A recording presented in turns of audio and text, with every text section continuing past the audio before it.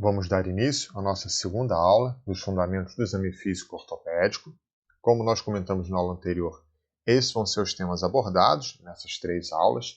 Na primeira, nós comentamos sobre o exame da coluna, abordando também o neurológico pela ligação que tem o exame da coluna com esse sistema e a avaliação também geral da marcha. Nessa segunda aula, vamos abordar a parte de membros superiores. Vamos comentar sobre ombro, cotovelo, punho e mão, mostrando o exame físico mais objetivo para ter uma noções gerais de algumas patologias ortopédicas que podem estar cometendo o paciente. Como da outra vez, nós abordamos alguns itens importantes na anamnese que vão ajudar a gente a ter uma orientação melhor para a realização do exame físico, já tendo uma noção pelo menos do que a gente está enfrentando com o paciente. E isso vai ajudar no direcionamento de algumas manobras, de alguns testes, para confirmar ou afastar alguma hipótese diagnóstica que nós venhamos a ter no término de uma anamnese. Como também comentamos, a anamnese é completa, vão ser só alguns pontinhos específicos que vão ser abordados para ajudar um pouco no raciocínio durante a anamnese. Como comentamos da outra vez, alguns itens como idade, sexo, a profissão, são coisas que vale a pena a gente ter uma noção para também direcionar o tipo de problema que a gente pode estar se deparando. Por exemplo, no caso de idade, pacientes com uma queixa de ombro que sai do lugar, né, uma luxação glenomeral, você vendo se o paciente tem menos de 18 anos, ele tem uma chance maior de uma recidiva daquele quadro, dele evoluir para uma instabilidade crônica nessa região. Com mais idade, esse percentual vai reduzindo bastante, tendo uma chance maior de sucesso com tratamento não cirúrgico conservador. A própria parte, vamos chamar assim, das tendinites de ombro, né, a parte da síndrome do impacto, você tem fases diferentes dependendo da idade do paciente. Então, pacientes mais jovens, de até 25 anos, geralmente é um quadro mais inflamatório, que geralmente resolve bem. 25 a 40 anos já é uma fase que começa a realmente entrar numa tendinite, com uma fibrose, é um quadro mais arrastadinho. E, teoricamente, com mais de 40 anos, é quando começam a aparecer mais mesmo as lesões de manguito, as rupturas do manguito, que são quadros que, às vezes, têm que evoluir para um tratamento cirúrgico. Outras coisas também que são importantes em relação à profissão, né, a ocupação do paciente, casos de pessoas que digitam muito ou trabalham pegando peso, ou dependendo de esportes também que as pessoas venham a praticar, como tênis, por exemplo, você tem as epicondilite, né, epicondilite lateral, que é uma inflamação que você vai ter no cotovelo. Outro também ligado à digitação, por exemplo, é a síndrome do túnel do carpo, pela posição que o punho fica durante a digitação ou manipulação de mouse, né? Computador em geral, com a hiperextensão do punho, isso aumenta a pressão dentro do carpo. Dentre outros dados também, na história da doença atual, é importante a gente fazer todas essas perguntinhas em relação à dor do paciente, que é uma queixa bem frequente no paciente ortopédico, e a gente pegando todos esses tópicos, eles ajudam muito a gente conseguir entender que patologia que o paciente está apresentando.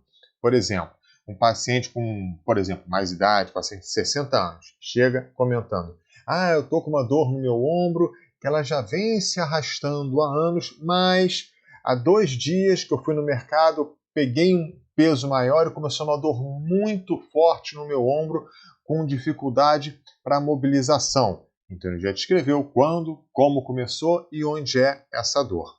E a gente continua perguntando. E ele comenta que foi uma dor muito forte, uma facada que eu senti, e a gente sempre usa para tentar mensurar esse sintoma subjetivo, uma avaliação da intensidade, como a gente tinha comentado, a escala visual analógica da dor.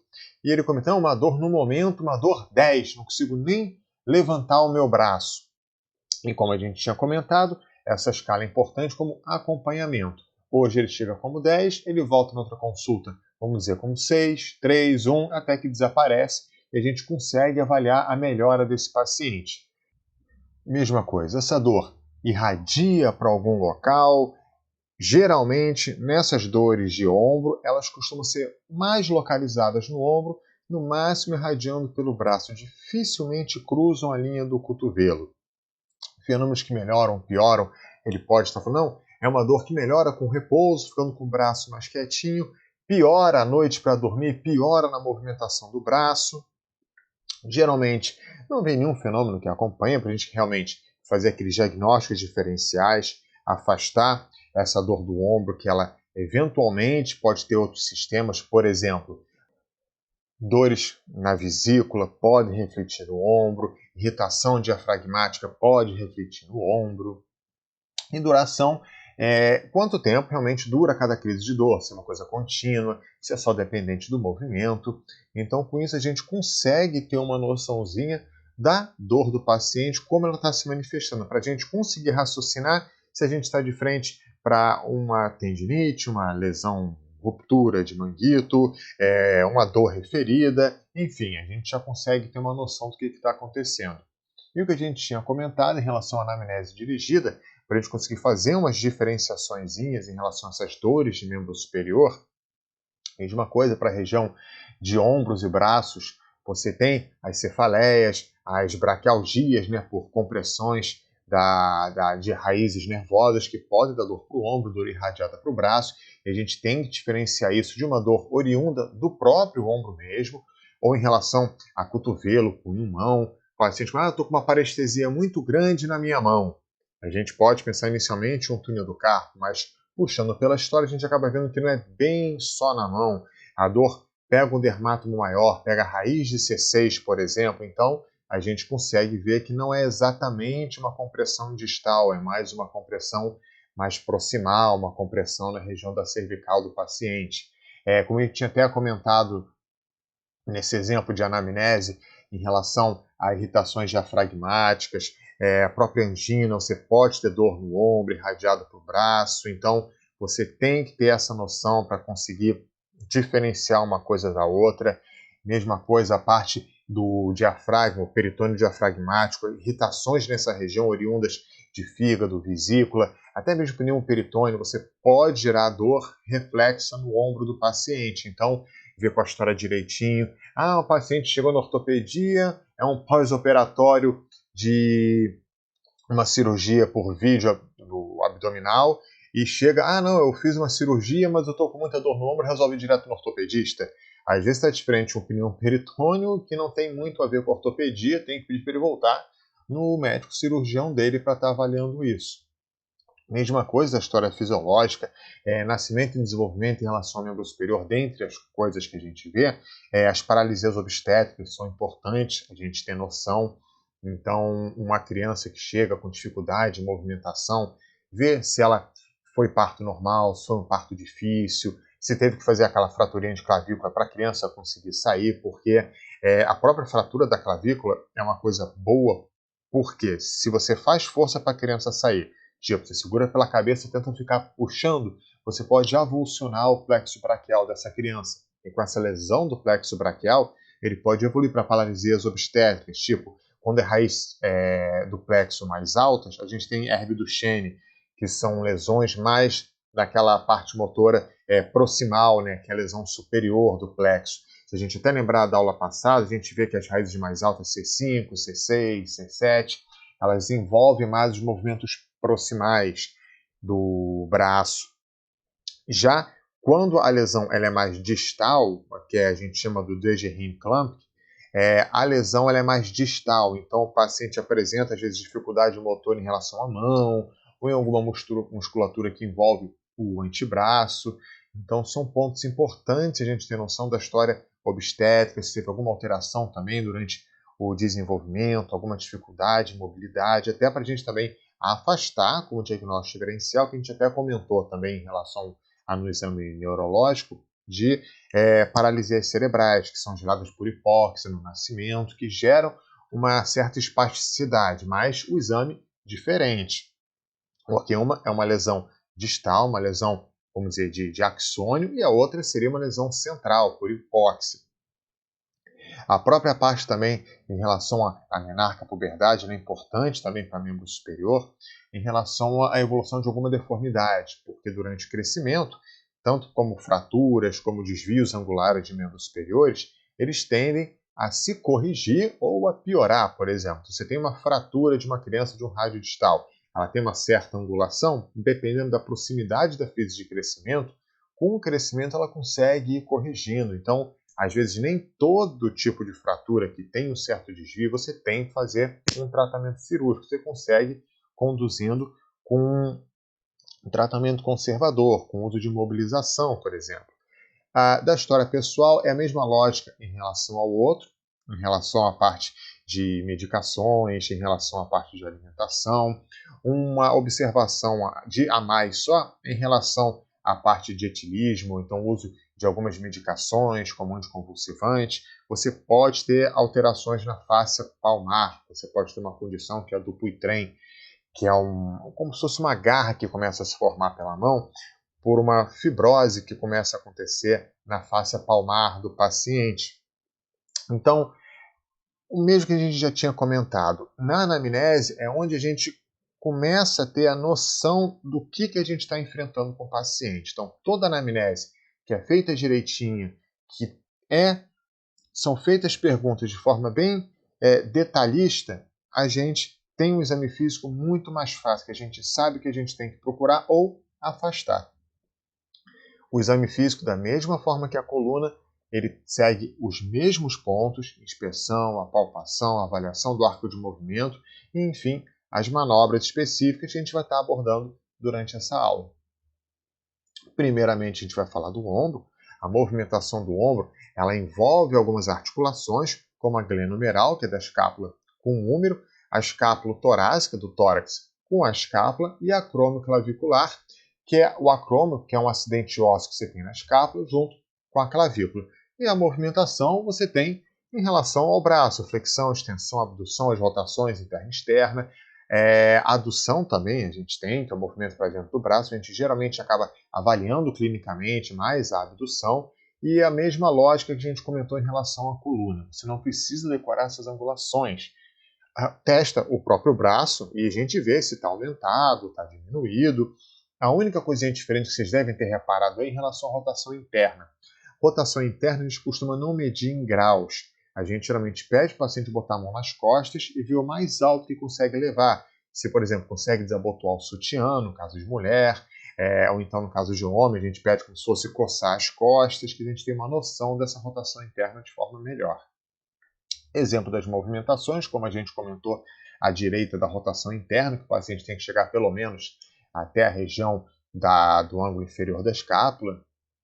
Nessa imagem que fica ao meio, a gente mostra que essa articulação, vamos chamar assim, escápula torácica, ela tem uma certa inclinação. A escápula, ela não fica reta nas costas, ela fica um pouco abraçando o gradil costal. Então ela costuma ter uma angulaçãozinha de 30 graus, como se você colocasse o paciente encostado na parede, o ombro é um pouquinho angulado em 30 graus. Uma das utilidades para isso é, por exemplo, em radiografias que você quer ver a articulação de frente, você pede para o paciente encostar no filme de costas e girar o corpo um pouquinho para a direita por volta aí de uns 30 graus.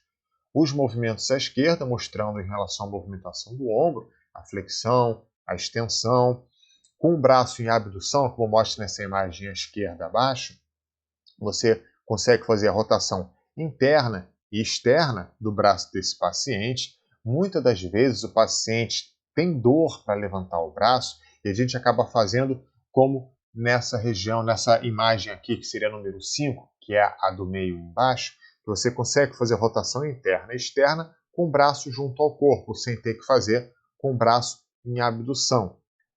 E o movimento de abdução e elevação, mostrando aqui à direita. O movimento de elevação seria o quê? A flexão e extensão é com o braço junto ao corpo. Já o movimento de elevação, ele é feito no plano da escápula. Essa imagem que a gente comentou de 30 graus. Então, geralmente, o paciente com uma leve abdução de uns 30 graus, ele vai fazer a elevação do braço. Outra parte que nós vamos fazer em relação ao ombro, a palpação. A gente vai palpar, como sempre, as massas musculares, origem, inserção, a região supraclavicular, a articulação acromioclavicular, a região de bursa. A gente vai tentar sentir crepitações, como a gente repousa a mão sobre o ombro do paciente, imobiliza um pouquinho e vê se sente algum creque-creque na região da palma, que a gente já vai tendo noção de algumas alterações do paciente. Tanto artroses como espessamentos de bursa podem gerar crepitações nessa região. Na anatomia básica, a gente acaba palpando, como a gente comentou, a região supraclavicular, a região muscular, a gente vai sentir a parte de supra, o infraespinhoso, a gente vai palpar, inclusive, a região de deltoide.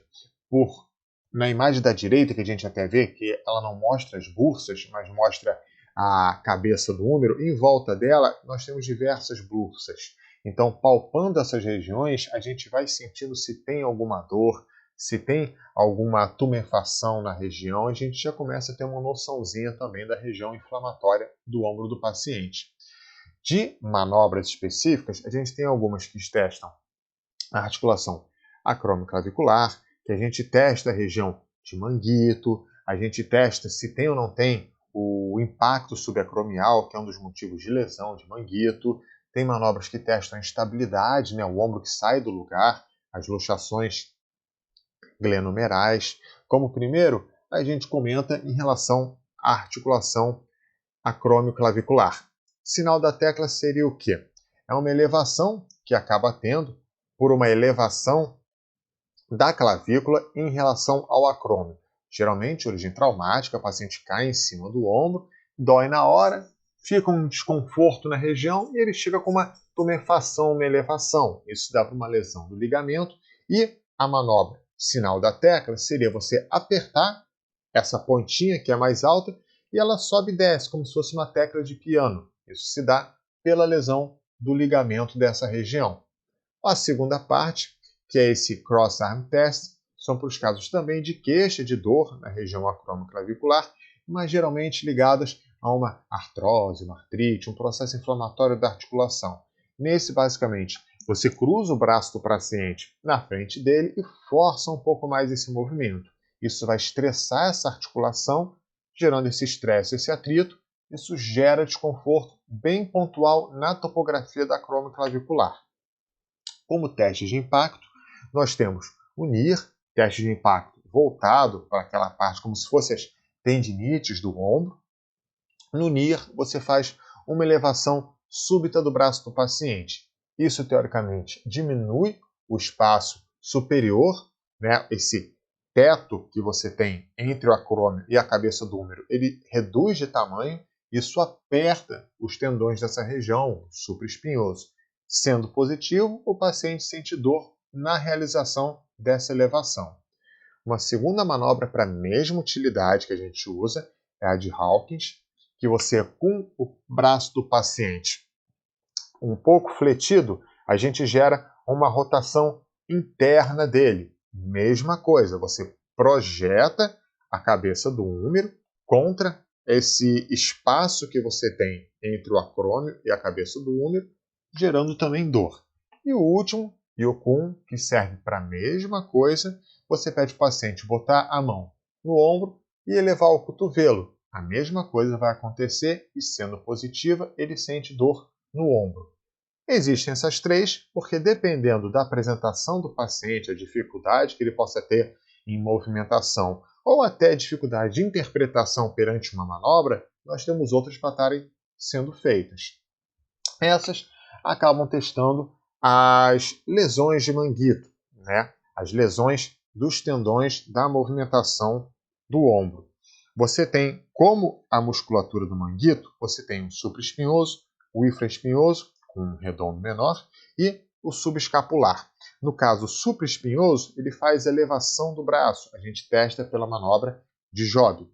A manobra de Pat vai testar os rotadores. Então, vai testar o infraespinhoso e o redondo menor, que são os rotadores externos. E Gerber vai testar os rotadores internos, que no caso a gente vai ter o subescapular.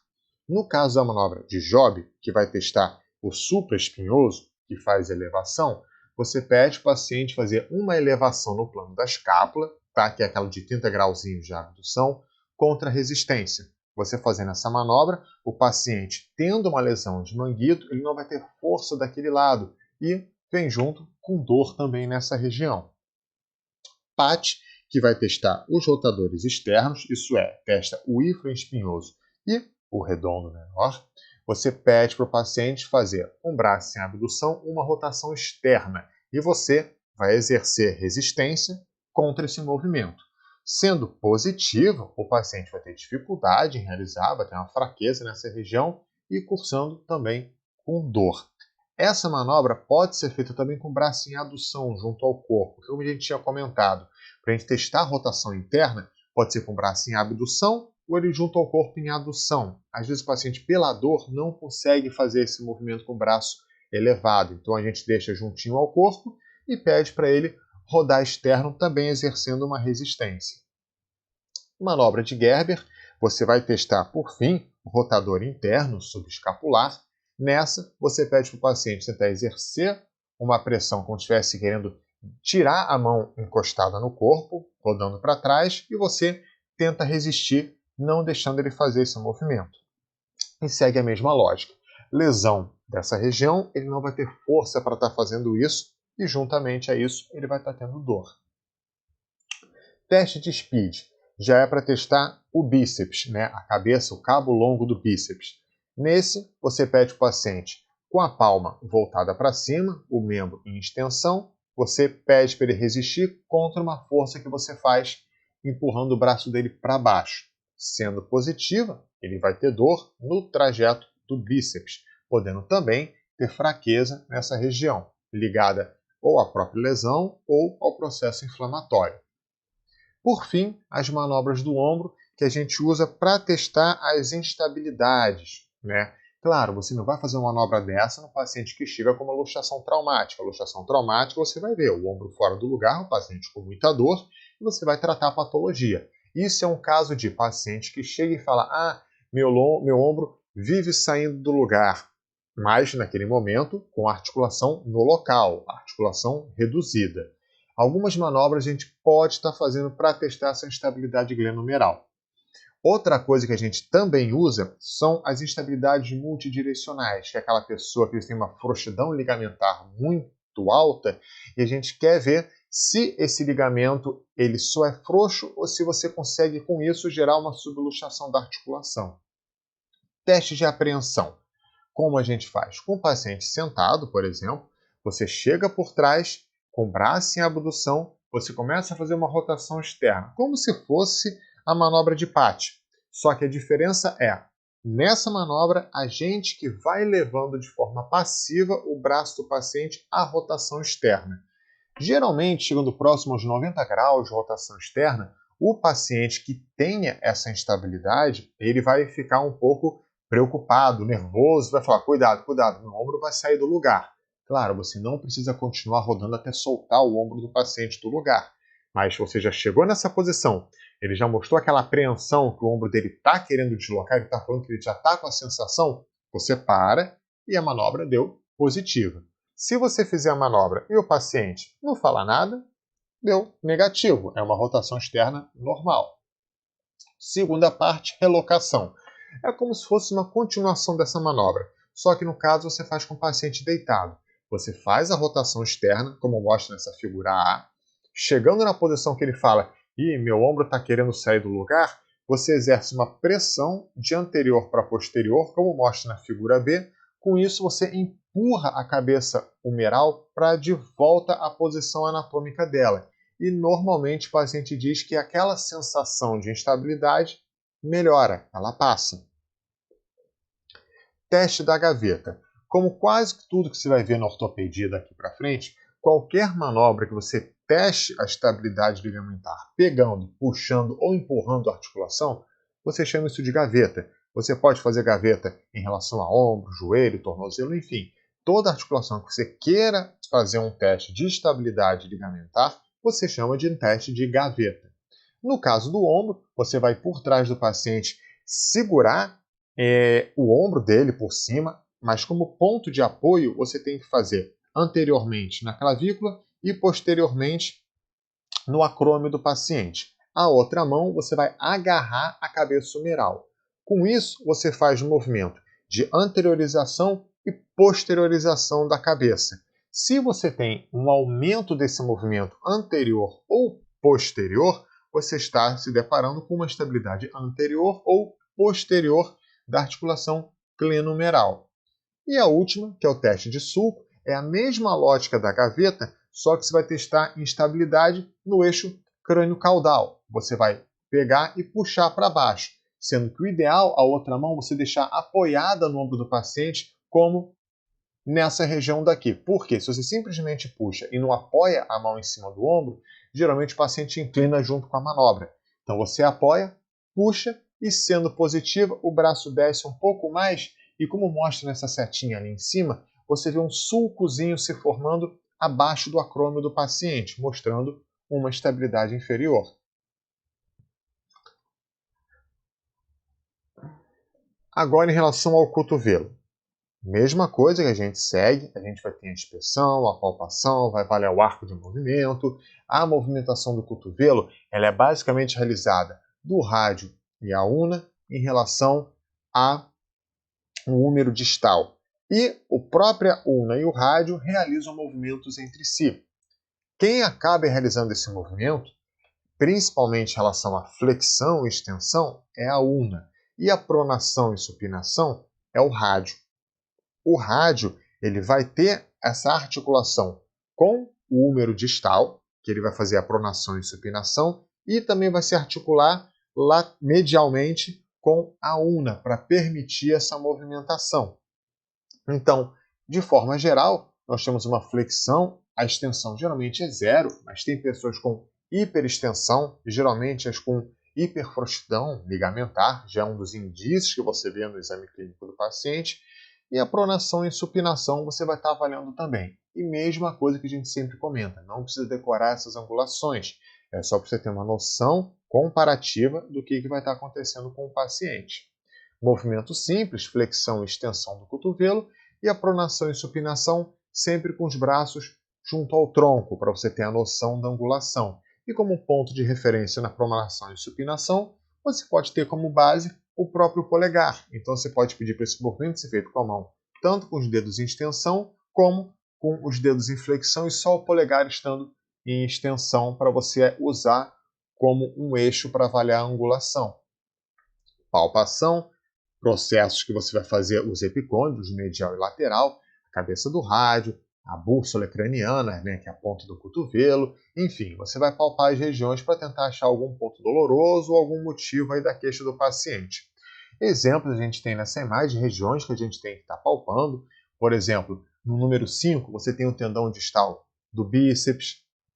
Na parte dos numerozinhos lá, 10 e 12, você tem os colaterais que você pode palpar para ver se o paciente tem ou não tem dor nessa região. Enfim, você tem que ir palpando as estruturas para ver se elas têm algum desconforto, se elas não têm desconforto, que isso vai te ajudar bastante, porque o cotovelo é uma articulação com as estruturas bem superficiais. A própria cabeça do rádio, como você vê ali no 18, ele é bem superficialzinho. Então, você palpando a região, você consegue sentir. Se tiver alguma dúvida na hora de palpar, você até pede para o paciente fazer uma pronação e uma supinação, que você sente a cabeça do rádio girando na sua polpa digital. Como patologia, né, manobra do cotovelo, a mais frequente, assim, para a forma geral, a gente tem a epicondilite, tanto lateral quanto medial. A princípio, patologias mais específicas, como instabilidade, a gente não vai estar abordando muito, a gente vai pegar mais as queixas assim, mais frequentes do exame físico do paciente. Na epicondilite lateral, basicamente, você faz uma manobra de uma extensão contra a resistência e, teoricamente, o epicôndilo lateral, que é a origem de toda essa massa extensora, ela vai reproduzir dor. Tá? E a própria palpação local, já no exame, o paciente já se queixa de dor. E na própria anamnese dele, ele já vai estar falando que ele sente dor quando vai pegar um peso, ele sente dor quando ele está digitando muito, e às vezes até chega a ponto de falar, quando eu vou me pentear, tomar um cafezinho, já não consigo que meu cotovelo dói. Então, na própria história, você já tem noção do que você está tendo. E, da mesma forma, medial, só que com a massa dos flexores e não dos extensores. Então, obviamente, você faz uma flexão contra a resistência para ver se reproduz dor na região do cotovelo medialmente. E mesma coisa, o paciente já se queixa que dói essa região quando ele faz o movimento, quando ele pega algum peso. Então a gente já vai num exame já mais direcionado para afastar ou confirmar a hipótese diagnóstica que a gente teve na anamnese. Em relação ao punho, mesma coisa, a movimentação dele é a radiocárpica. Movimentação, você vai ter a flexão, extensão e os desvios radial e ulnar. Você diferenciar punho de mão, às vezes é bem difícil. A gente tentou dividir em punho e em mão, porque fica um pouquinho mais didático. A movimentação do punho, você vê que você tem a flexão, você tem a extensão e o desvio ulnar e o desvio radial. Então, são movimentos que você tem que pedir para o paciente fazer. A pronação e supinação, ela é cotovelo e punho também. Então, você pode também realizar pronação e supinação para ver se reproduz alguma dor ou se tem alguma limitação quando a queixa em relação ao punho do paciente. Palpação, a gente tem que palpar os acidentes ósseos, a gente tem que palpar as massas musculares dessa região, e é uma palpação que acaba também misturando com a palpação da mão. Mas, em linhas gerais, a gente palpa a região do punho, radiodistal, a gente palpa o escafóide, que ele fica nessa base da tabaqueira anatômica, que tem esses limitezinhos da parte mais lateral, é o abdutor longo do polegar e o extensor curto, e da parte mais medial você tem o extensor longo do polegar. Que basicamente essas regiões são os compartimentos extensores que a gente chama. No punho, nós temos 6 compartimentos extensores, sendo que o primeiro é o abdutor longo do polegar e o extensor curto do polegar, como mostrado aí, e o terceiro é o extensor longo do polegar. E entre esses dois, você palpando, você vai sentir no assoalho dele o escafóide, que geralmente o paciente pós-queda, com uma dor no punho, é uma região importante de se palpar. Mesma coisa que a gente mostra em relação ao punho, a gente tem que palpar as pontinhas ósseas, como o pisiforme, mas isso a gente vai também comentar na palpação de mão, porque é difícil a gente separar uma palpação da outra, como, por exemplo, a eminência tenar, hipotenar, enfim, são pontos que a gente avalia em conjunto. De queixas mais frequentes em relação ao punho, você tem o teste de Finkelstein e Tinel e Fallen. Finkelstein envolvido em processos inflamatórios, tendinite, ligado às estruturas do primeiro compartimento, que são o abdutor longo do polegar e o extensor curto do polegar. Nessa manobra, você pede para o paciente colocar o polegar dentro da palma e realizar um desvio ulnar do punho. Com isso, ele vai tracionar essa região do primeiro compartimento e, tendo essa tenossinovite estenosante, tendo esses tendões sendo apertados no primeiro compartimento extensor, isso vai reproduzir dor. Tinel e Fallen são voltados mais para aquelas queixas de túnel do carpo, que é aquela parestesia, aquela dor que o paciente sente em território do nervo mediano. Então, o que a gente faz? A gente faz uma percussão com o dedo nosso na região do túnel do carpo. Tá? Não é para você fazer a percussão no antebraço, no meio do punho, não. Você vai fazer na região do túnel do carpo. Essa região ela tem como limite essas paredes ósseas que a gente vai ver e o assoalho também, a parte do carpo. A parte superior você tem o próprio ligamento, a face da região, e você percutindo. Se as estruturas que estão ali dentro estiverem, vamos chamar assim, com a pressão aumentada, isso é, os tendões com algum processo inflamatório, que a bainha sinovial está espessada, ou você tem um paciente que tenha tido uma fratura, ele fez um calócito que ocupou parte desse túnel, ou tem um tumor na região, enfim, tem qualquer coisa que você aumenta a pressão local por aumento de volume dentro daquele túnel onde passa essas estruturas, o nervo mediano acaba sendo comprimido. Então, você percutindo essa região, você dá uma sensação de dor e choque que segue esse trajeto distal do nervo mediano. O teste de Tinel ele pode ser feito em qualquer trajeto de qualquer nervo. Se você pensa que naquela região, seja ela no cotovelo, enfim, qualquer área, você pensa que ela está tendo alguma compressão, você percute a região. Percutiu, o nervo está inflamado, ele tem um neuroma, enfim, alguma coisa que inflama ele naquela área, ele vai estar hiperexcitado e quando você percutir, ele vai dar dor e choque naquele trajeto. Fallen, mesma coisa, só que você pede para o paciente juntar o dorso das mãos, fica assim por uns segundinhos. Quanto mais rápido ele sente a piora dessa dor e parestesia no território mediano, teoricamente pior essa compressão.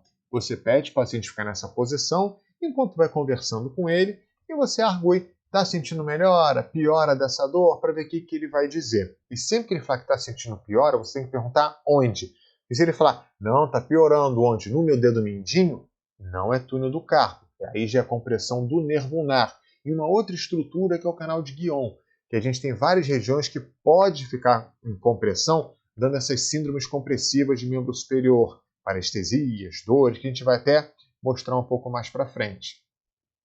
Por fim, a parte da mão, movimentação que a gente tem é da metacarpofalangiana e as interfalangianas, fazendo a flexão, extensão, e temos também a abdução e adução dos dedos, como a gente acaba mostrando aqui. A abdução e adução são de o paciente abrir e fechar os dedos.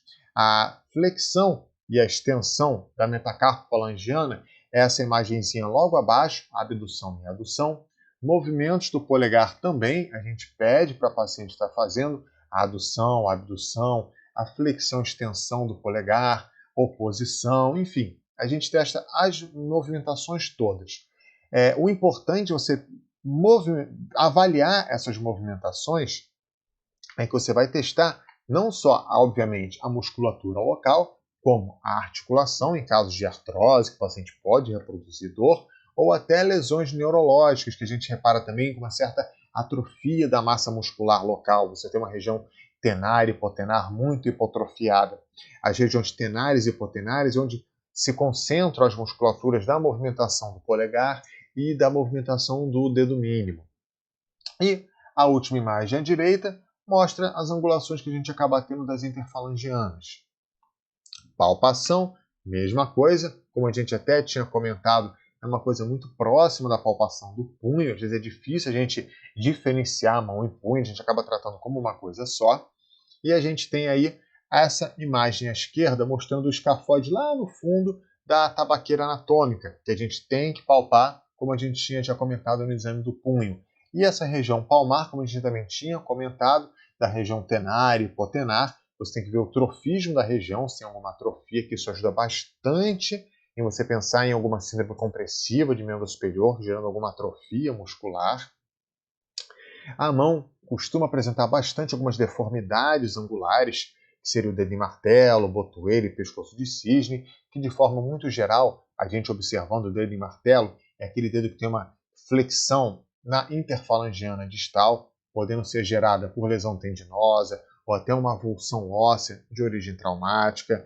Em alguns casos, até artrose pode fazer também por deformidade articular, mas em linhas muito gerais, o que acaba chegando mais no dia a dia é mais de origem traumática. O paciente foi lá jogar basquete, futebol, a bola bateu na ponta do dedo, ou então o paciente estava lá arrumando a cama, fez um movimento mais brusco, bateu com o dedo esticado na cabeceira da cama e acaba fazendo ou uma lesão de tendão, como mostra esse desenhozinho de cima, ou uma lesão por avulsão óssea, como mostra esse desenhozinho de baixo, que está o tendão arrancando uma casquinha do osso.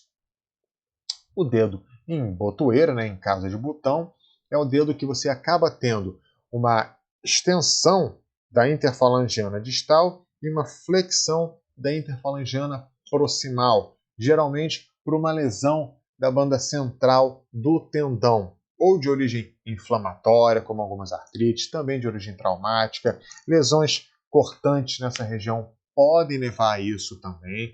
Então, dependendo do trauma que tenha, que essa região fique machucada, o tratamento não adequado leva a esse tendão a subluxar para essa parte lateral, ele acaba encurtando, tracionando para trás, como se fosse rédea de um cavalo, gerando essa deformidade do dedo. Por fim, pescoço de cisne, que geralmente a gente observa muito em pacientes com artrite reumatoide, que é essa movimentação que você tem, na verdade, a flexão da interfalangiana distal com a hiperextensão da interfalangiana proximal. E muito parecido com a outra lesão do dedo em botoeira, o tendão também subluxa, só que para o lado, vamos dizer, ao contrário, a outra lesão, gerando um padrão de deformidade como essa. Por fim, o teste para você avaliar a flexão dos dedos em relação ao flexor superficial e profundo, isso é útil não só para avaliar a parte neurológica distal, porque cada um é inervado por, vamos dizer, nervinhos diferentes, por ramos diferentes nessa região, e você também acaba avaliando em caso de lesões cortantes que você tenha, numa sala de emergência, por exemplo, chega um paciente para fazer uma sutura e você não sabe se aquele corte pegou algum tendão ou não. Você pode pedir para ele fazer esses movimentos simples. Na esquerda, você pede para ele dobrar o dedo e você segurando os demais. Com isso, você consegue fletir a interfalangiana proximal e a interfalangiana distal ela não flete, ela continua em extensão. Quem faz esse movimento é o flexor superficial. Ele vai fazer a movimentação de flexão da interfalangiana proximal. A gente faz dessa forma porque, se você deixar a mão solta e pedir para ele dobrar, ele pode, às custas do flexor profundo, realizar esse movimento. Então a gente trava os dedos e pede para ele mexer um só. Conseguiu mexer só a interfalangiana proximal, tudo certo. E para a parte distal, mesma coisa. A gente trava, deixa só a pontinha do dedo livre e pede para ele dobrar os dedos. Dobrando só a pontinha do dedo, quem faz isso é o flexor profundo. Como a gente mostra aqui, flexor superficial, esse da esquerda. Flexor profundo, essa imagem da direita. Você vai fazer a flexão só da falange distal. E isso vai ser feito em todos os dedos da mão, não só no dedo médio ou dedo anular, como mostra nessa foto. Mas você testa todos os dedinhos. Tá tudo ok? Você está numa sala de sutura? Não tem problema, pelo menos, da parte dos tendões. A parte de sensibilidade você pode testar também. E tem alguns movimentos que você também acaba fazendo que a gente vai mostrar para frente, para mostrar a função tanto dos tendões quanto neurológica dessa parte distal. A mão, basicamente, ela é inervada por esses três nervos, né? O ulnar, mediano e o radial. Sendo que o mediano e o radial ele possui ramos, que é o interósseo anterior e o interósseo posterior, que vai ser responsável por alguns músculos específicos. Claro, não precisa decorar esses pontinhos todos. Você vai ter uma noção geral de que cada nervo é responsável, por qual movimentação em si ele vai ser responsável, e juntando esse entendimento, você já consegue ter noção da onde que está esse tipo de lesão. Assim, de uma forma bem geral, o nervo ulnar, que a gente descreve como o flexor ulnar do carpo, a metade dos flexores profundos dos dedos, ramo cutâneo dorsal, ramo sensitivo palmar, o ramo para a musculatura intrínseca da mão, você pode chamar isso de a metade ulnar dos flexores e os intrínsecos da mão. Nervo mediano, que seria o pronador redondo, palmar longo, o flexor radial do carpo, comum dos dedos, o ramo cutâneo palmar, ramo motor tenar e ramo também primeiro e segundo lumbricais da mão, você vai ter como um resumo chamando de musculatura de pronadores e flexores. Então, assim, ulnar, você vai ter um ramo sensitivo e vai ter os ramos motores. Então, você consegue avaliar isso testando a metade ulnar dos flexores e a musculatura intrínseca da mão. E a parte sensitiva, lateral, que a gente vai ver na imagenzinha mais para frente. O nervo mediano, você observa que ele tem uma sensibilidade do ramo cutâneo palmar e ele faz a movimentação de pronação e a flexão do punho. O interósseo anterior, ele é um ramo motor, que ele vai também trabalhar com os flexores, profundo dos dedos, flexor longo do polegar, pronador quadrado. Então, a gente tem essa linha de raciocínio. Para o nervo radial, é a mesma lógica. Você vai ter o braquiorradial, extensor radial longo e curto do carpo, você vai ter o ramo sensitivo dorso medial nessa região. Então, o nervo radial, mesma coisa. Você vai ter a função motora dele, que basicamente vai ser supinadora e extensora, e tem um ramozinho sensitivo, que é dessa parte dorsal da mão do paciente. E a mesma lógica do nervo mediano, ele vai lançar um interósseo posterior, que ele vai também ter função motora do supinador, extensor comum, extensor do dedo mínimo, ulnar do carpo, enfim. A gente observa com isso que o nervo ulnar ele vai fazer a flexão da parte ulnar e musculatura intrínseca da mão. O nervo mediano vai fazer a função pronadora e flexora. E o nervo radial vai fazer a parte supinadora e extensora da mão. Com isso, a gente juntando essa imagem que a gente já tinha visto na parte do exame neurológico, você vê distalmente essa área sensitiva do ulnar, do nervo radial e do nervo mediano. Então, juntando isso, a função motora que a gente comentou, a gente já consegue ter uma noçãozinha de que tipo de lesão esse paciente pode estar tendo. No caso, ou de uma lesão traumática, ou de uma queixa de uma lesãozinha insidiosa, como, por exemplo, o túnel do carpo. O túnel do carpo nervo mediano é essa região aí que você tem.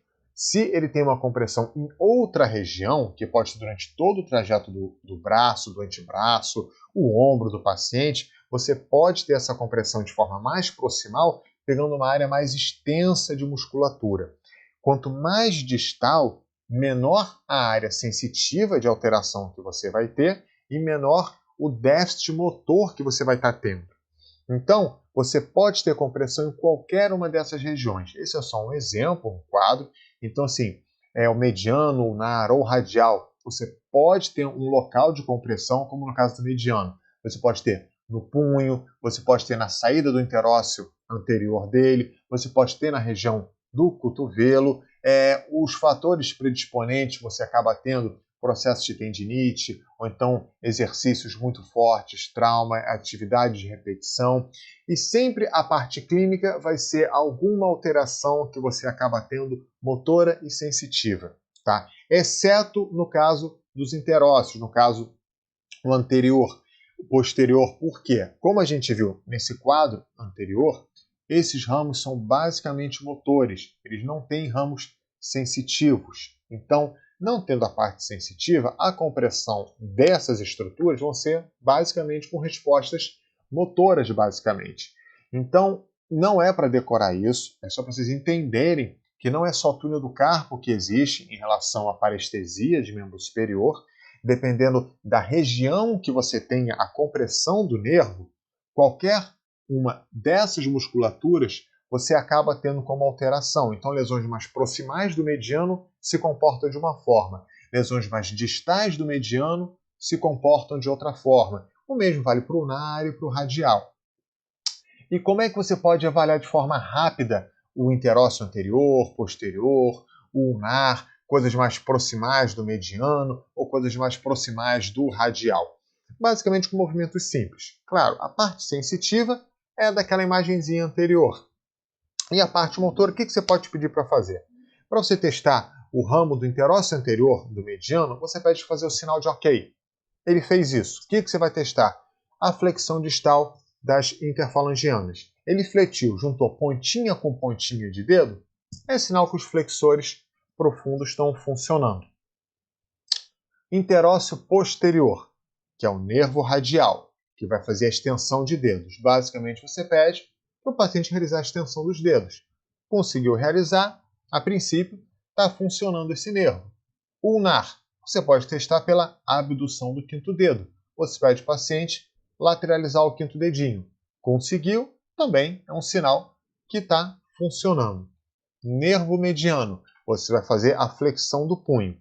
Até colocado entre parênteses foi com desvio radial. Por quê? Como a gente viu, o nervo mediano é responsável pela flexão do punho e o nervo radial ele é responsável pela extensão do punho. Contudo, a flexão do punho ela também tem contribuição do nervo ulnar. Então, se você fizer uma flexão do punho e reparar que está tendo um desvio ulnar, que ela não tem um desvio radial, é sinal que o flexor radial talvez esteja com algum problema. Então, basicamente, você pede para ele fazer uma flexão e como você vê nessa imagem, os flexores tanto da parte radial quanto da parte ulnar, eles estão tensos. Então, você vê que os dois nessa imagem estão funcionando direitinho. Se, no caso, houvesse desvio de algum, você poderia ter o desvio para ulnar ou para radial, dependendo do tendão que não estivesse contraindo. E, por fim, a extensão do punho segue a mesma lógica. Você pede para fazer a extensão e ele tem que ter um desvio mais radial, ele não pode cair para o lado ulnar. Bem, isso foi o que a gente teve para comentar em relação ao exame de membro superior. Bibliografia segue a mesma lógica do outro e da outra aula. Esse é um pouquinho mais chatinho para a gente estar vendo, um pouquinho mais detalhista em relação a essas síndromes compressivas do membro superior, mas não é nenhum bicho de 7 cabeças. Vendo essas divisõezinhas, tendo essa sequência de inspeção, palpação, arco de movimento, tendo uma anamnese sempre bem feita, bem perguntada, você consegue direcionar as manobras para as patologias em si que a gente acaba pensando, para no final ter uma resposta, ter um diagnóstico mais certeiro também. Na próxima aula, vamos ver a parte distal, né, de membro inferior, para a gente concluir essas 3 aulinhas em relação ao exame físico básico da ortopedia.